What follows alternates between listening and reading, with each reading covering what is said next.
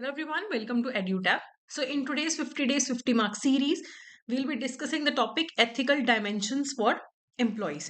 तो सबसे पहले कॉन्सेप्ट आता है अब्यूज ऑफ ऑफिशियल पोजीशन का। देखो तो आपकी जो एक ऑफिशियल पोजीशन होती है, आपको कुछ पावर मिलती है। वो पावर मिलती है ताकि आप अपनी ड्यूटीज को अच्छे से निभा सके। लेकिन अगर आप उसी पावर का अब्यूज करते हैं, जो जिस काम के लिए आपको पावर दी गई है उसके अलावा दूसरे चीजों में अपने पर्सनल चीजों के लिए यूज करते हैं, दूसरों पे अनजस्टिफाइड तरीके से अपनी पावर यूज करते हैं, तो वो अब्यूज ऑफ ऑफिशियल पोजीशन होता है। ठीक है कि आपको अपना काम करने के लिए कंपनी की गाड़ी मिली है और आप उससे अपना पर्सनल ट्रैवल कर रहे हो। सो ये आपका अब्यूज ऑफ ऑफिशियल पोजीशन है। आप अपने जूनियर को काम डेलीगेट कर सकते हो, वो आपकी पोजीशन के कारण है, लेकिन आप अपना काम भी जूनियर से करवा रहे हो, तो वो अब्यूज ऑफ ऑफिशियल पोजीशन माना जाता है। ठीक है, फिर एक कॉन्सेप्ट आता है इनसाइडर ट्रेडिंग का। इनसाइडर ट्रेडिंग एक मैल प्रैक्टिस है, इंडिया में अलाउड नहीं है। ओके, वैसे तो कहीं पे भी ये अलाउड नहीं है। इसमें अगर आप एक कंपनी में काम करते हैं, कंपनी के इनसाइडर है, आपके पास एक बहुत सारी ऐसी इंफॉर्मेशन का एक्सेस होगा जो पब्लिक के पास एक्सेस नहीं है। आप उसी इंफॉर्मेशन को यूज करके खुद से या किसी अपने रिश्तेदार, अपने दोस्त का फायदा करवाते हैं कि आपको पता है कि कंपनी के शेयर्स की वैल्यू बढ़ने वाली है 3 दिन बाद, क्योंकि कंपनी एक कोई नई अनाउंसमेंट करने वाली है। तो आप जानबूझ के पहले ही शेयर्स सस्ते में खरीद लो कि बाद में 3 दिन बाद तो बढ़ जाएगा तो बेच देंगे। तो ये इनसाइडर ट्रेडिंग है कि जो नॉन पब्लिक इन्फॉर्मेशन है उसको यूज करके आप इन्वेस्टमेंट डिसीजन ले रहे हो। ये इनसाइडर ट्रेडिंग है। तो इंडिया में सेबी इसे रेगुलेट करता है, इसे अलाउड नहीं किया जाता। ओके, उसके बाद है डीलिंग विद प्रोप्राइटरी डेटा। जब भी आप एक बैंक में या किसी भी ऑर्गेनाइजेशन में काम करते हैं, you might get some data of your customers, जो उनका ट्रेड सीक्रेट है, उनकी इंटेलेक्चुअल प्रॉपर्टी है। सो एज अ बैंकर आपकी जिम्मेदारी है कि आप उस डाटा को कॉन्फिडेंशियल रखें। सारे स्टेक होल्डर्स का, कस्टमर्स का, वेंडर्स का, जो भी बैंक के साथ एसोसिएटेड है, आपको उनका जो प्रोप्राइटरी डेटा है उसको संभालना है, उसकी कॉन्फिडेंशियलिटी को मेंटेन रखना है। Okay, then there is a concept of bribe. Bribe का मतलब क्या होता है? आप किसी को मनी या फेवर देते हो या कोई प्रॉमिस देते हो, उसका जजमेंट को इन्फ्लुएंस करने के लिए, उसकी कंडक्ट को इन्फ्लुएंस करने के लिए। जो इंसान एक पोजीशन ऑफ ट्रस्ट पे है, उसे उसकी आप इन्फ्लुएंस कर रहे हो जजमेंट को, तो वो ब्राइब है। तो ब्राइब देना और लेना दोनों ही इलीगल है। Okay, then there is a concept of job discrimination. Job discrimination work place पे होने वाली ऐसी डिस्क्रिमिनेशन है जहां पे आप एक पर्सन को या ग्रुप ऑफ पर्सन को अनफेयरली या अनइक्वली ट्रीट करते हो बिकॉज ऑफ सर्टेन कैरेक्टरिस्टिक्स। उसकी race, colour, religion, sexual orientation, disability, age, national origin, genetic information, उसके बेसिस पे डिस्क्रिमिनेट करते हो। देखो, अगर किसी को पुलिस में जाना है, ऑब्वियसली फिजिकली फिट होना, एक सर्टेन हाइट वेट होना जरूरी है, वो जॉब डिस्क्रिमिनेशन नहीं है। लेकिन अगर जस्ट बिकॉज कोई फीमेल है या कोई मेल है, या जस्ट बिकॉज उसकी एज इतनी है जिसका जॉब से कोई लेना देना नहीं है, फिर भी आप डिस्क्रिमिनेट कर रहे हो, तो वो जॉब डिस्क्रिमिनेशन होता है। Okay, then there is a concept of sexual harassment. Sexual harassment का मतलब है कि आप सेक्सुअली एक्सप्लिसिट इम्प्लिसिट टोन से किसी से बात करो, किसी से सेक्सुअल फेवर डिमांड करो, कोई इनअप्रोप्रिएट जेस्चर करो, चाहे फिजिकल हो चाहे वर्बल हो, तो वो सेक्सुअल हरासमेंट की कैटेगरी में आता है। इंडिया में वर्क प्लेस पे सेक्सुअल हरासमेंट को रोकने के लिए prevention of sexual harassment at work place act है, जिसे हम पॉश भी बोलते हैं। जिसकी वजह से, इस एक्ट की वजह से ऑर्गेनाइजेशंस में कमेटी होती है जहां पे जो फीमेल्स हैं वो सेक्सुअल हरासमेंट की कंप्लेंट्स कर सकती हैं। ओके, देन देर इज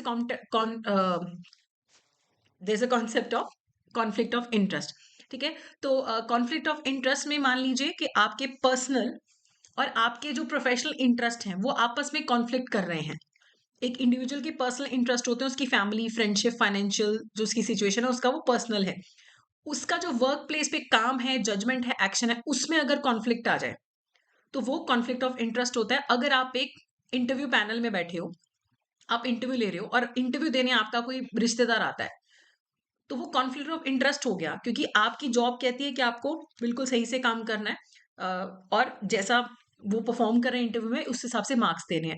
लेकिन आपका पर्सनल इंटरेस्ट, आपका रिलेटिव है, आप चाहते हो कि वो पास हो जाए, तो इसमें ये कॉन्फ्लिक्ट ऑफ इंटरेस्ट हो रहा है। आपका पर्सनल और प्रोफेशनल इंटरेस्ट आपस में कॉन्फ्लिक्ट कर रहे हैं। तो इनको अवॉइड करने के लिए प्रॉपर हर ऑर्गेनाइजेशन में सिस्टम्स होने चाहिए कि आप अलग अलग टाइप के कॉन्फ्लिक्ट्स को आइडेंटिफाई करो, कंट्रोल सेटअप करो, मैकेनिज्म सेटअप करो, ताकि कोई रिस्क ना हो।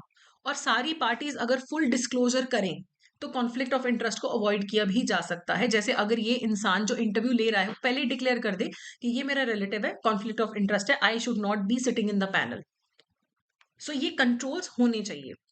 ओके, उसके बाद एक ऑर्गेनाइजेशन में जो इंप्लॉइज होते हैं वो तो एम्बेसडर्स होते हैं एथिक्स के, मैनेजर्स लीडर्स होते हैं। अगर आप चाहते हो आपकी ऑर्गेनाइजेशन में एथिकल वर्क कल्चर हो, तो जो सीनियर लीडरशिप है उसे लीड बाय एग्जाम्पल करना होता है, उसी से फिर बाकी लोग प्रभावित होंगे, इन्फ्लुएंस होंगे, and others will also be following the leader. You can not expect yourself to be as a leader been complacent, और आप चाहो कि आपके जो फॉलोअर्स हैं, जो आपके एम्प्लॉयज हैं, वो एथिकली काम करें, वो पॉसिबल नहीं होता है। ठीक है, then there is a concept of ethical dilemma. Ethical dilemma ऐसा पैराडॉक्सिकल सिचुएशन है जहां पे आपके पास दो या दो से ज्यादा ऑप्शंस हैं, लेकिन कोई भी ऑप्शन एथिकली या मॉरली परफेक्ट नहीं है। हर सिचुएशन में कुछ ना कुछ गड़बड़ है, कोई भी सिचुएशन बिल्कुल परफेक्ट आपको सिचुएशन का हल नहीं दे रही है, तो वो आपका एथिकल डिलेमा होता है। तो सही गलत में आप चूज नहीं कर पा रहे, दोनों ही परफेक्टली सही नहीं है, तो वो एथिकल डिलेमा की सिचुएशन आ जाती है। तो एथिकल डिलेमा को रिजॉल्व कैसे करना है? प्रॉपर डिसीजन मेकिंग से। आप 3 अप्रोचेस फॉलो कर सकते हो एथिकल डिलेमा को फॉलो करने में, को रिजॉल्व करने में आप 3 अप्रोचेस फॉलो कर सकते हो। एक होती है and result based thinking, rule based thinking, care based thinking. अगर आपके पास 2 ऑप्शन है, ठीक है, एंड रिजल्ट ये ऑप्शन चूज करने का, अगर एंड रिजल्ट इस वाले के एंड से बेटर है उसे चूज कर लो, या फिर आप रूल बेस्ड थिंकिंग फॉलो कर सकते हो कि रूल्स जो बोलते हैं वो फॉलो करना है, अपना दिमाग ही मत ज्यादा लड़ाओ। केयर बेस्ड थिंकिंग होता है आपको कंपैशन शो करना है कि अगर आप इस सिचुएशन में होते, आप क्या चाहते, आपके साथ कैसा बर्ताव होता, वो है केयर बेस्ड थिंकिंग। तो इससे आप अपने डिलेमा को सॉल्व कर सकते हो। अब इसके रिगार्डिंग कुछ क्वेश्चंस देख लेते हैं। When a senior manager gives directions to an employee, what course of action should an employee take? आपके मैनेजर ने आपको कुछ बोला, आप क्या करोगे? सारी इंस्ट्रक्शंस मानोगे, सिर्फ लीगल इंस्ट्रक्शंस मानोगे, या जो मानना चाहते हो वो मानोगे, या नन ऑफ दी अबव?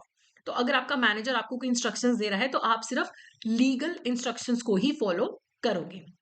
ठीक है, वो अब्यूज ऑफ ऑफिशियल पोजीशन करके आपसे कोई इलीगल काम नहीं करवा सकता। Next is which of the following approaches can be use to resolve ethical dilemma? पहला end result based thinking, rule based thinking, care based thinking, profit based thinking.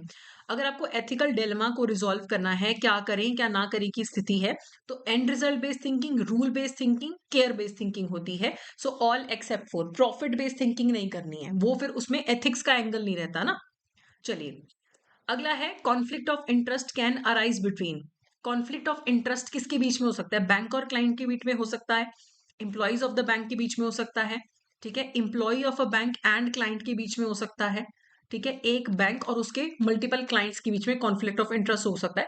कहीं पे भी कॉन्फ्लिक्ट ऑफ इंटरेस्ट हो सकता है कि आपका जो अपना इंटरेस्ट है और सामने वाले का इंटरेस्ट जहां पे कन्फ्लिक्ट हो जाए, तो वो कॉन्फ्लिक्ट ऑफ इंटरेस्ट हो सकता है। तो all of the above is the correct answer. अगला है which of the following measures can be taken to manage conflict of interest? इसको मैनेज कैसे करेंगे? फुल डिस्क्लोजर करो, इंस्टीट्यूशनल कंट्रोल्स एंड मैकेनिज्म लगाओ, ठीक है, कॉन्फ्लिक्ट्स को आइडेंटिफाई करो और प्रिवेंट करने की कोशिश करो। तो कॉन्फ्लिक्ट ऑफ इंटरेस्ट को मैनेज किया जा सकता है कि सारी पार्टीज डिस्क्लोजर करें, आपके प्रॉपर इंस्टीट्यूशन में मैकेनिज्म्स होने चाहिए इस चीज को कंट्रोल करने के लिए, जितना हो सके अर्ली प्रिवेंशन और आइडेंटिफिकेशन करो कॉन्फ्लिक्ट का। तो सारे ही यहाँ पे ऑप्शंस करेक्ट हैं। ठीक है, तो ये था हमारा आज का सेशन। तो that's it for today, thank you so much.